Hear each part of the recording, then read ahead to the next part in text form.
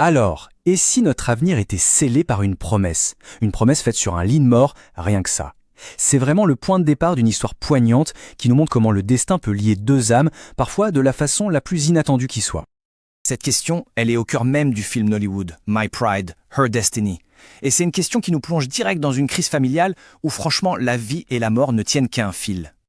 Parce que non, l'histoire ne commence pas du tout par une romance de conte de fées, loin de là. Ça commence par une urgence, une crise qui menace de tout balayer sur son passage. On a la mère de Toby qui fait face à une chirurgie cardiaque, avec des chances de survie plutôt minces. Mais ce qui la terrifie le plus, ce n'est pas l'opération en elle-même, c'est le poids d'une promesse qu'elle n'a pas tenue. Un serment fait à son mari juste avant qu'il ne meure. Et voilà, c'est là que le poids du passé s'abat sur le présent. La machine est lancée, une machine infernale qui trace un destin que ni Toby ni Ada n'ont jamais demandé. Et forcément, cette promesse, elle va provoquer la rencontre de deux mondes que tout, mais alors tout, oppose. Le résultat, une collision frontale. Inévitable.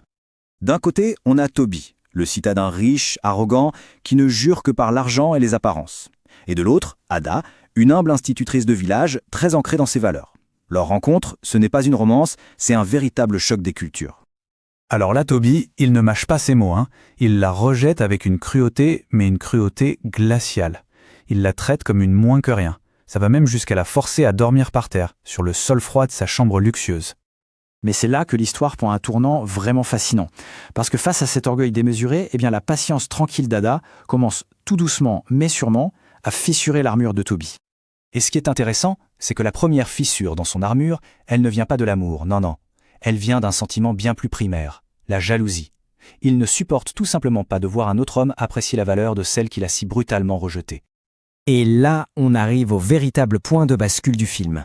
Confronté à l'idée de perdre Ada pour de bon, Toby explose. Pour la toute première fois, il prend sa défense en public. Il l'a choisie, elle, au détriment de son monde, de sa richesse, de son statut. Son orgueil s'effondre. Il est pulvérisé, et ça laisse la place à une confession d'une vulnérabilité complètement désarmante. Son incroyable voyage, sa transformation, est enfin terminé. Mais cette histoire, c'est bien plus qu'une simple romance, vous savez. Elle est pleine de leçons profondes sur la nature humaine, sur ce qui nous construit et ce qui peut nous détruire. Alors, au final, qu'est-ce qu'on peut retenir de ce voyage si riche en émotions? Quelles sont les grandes leçons? Ada, c'est l'incarnation même de ce conseil. C'est sa force tranquille, sa patience quasi infinie qui réussit à faire fondre la carapace de glace que l'arrogance avait forgée autour du cœur de Toby.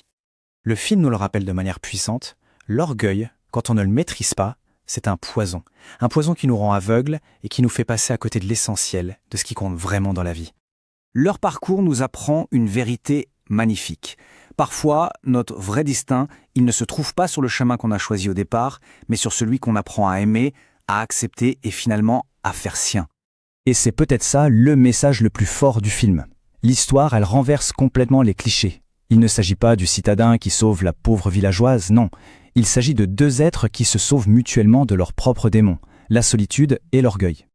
Et tout ça, ça nous laisse avec une question assez puissante, je trouve. Une question à méditer. Qu'est-ce qu'on pourrait accomplir? Quel bonheur on pourrait atteindre si seulement on choisissait un peu plus souvent la patience au lieu de l'ego?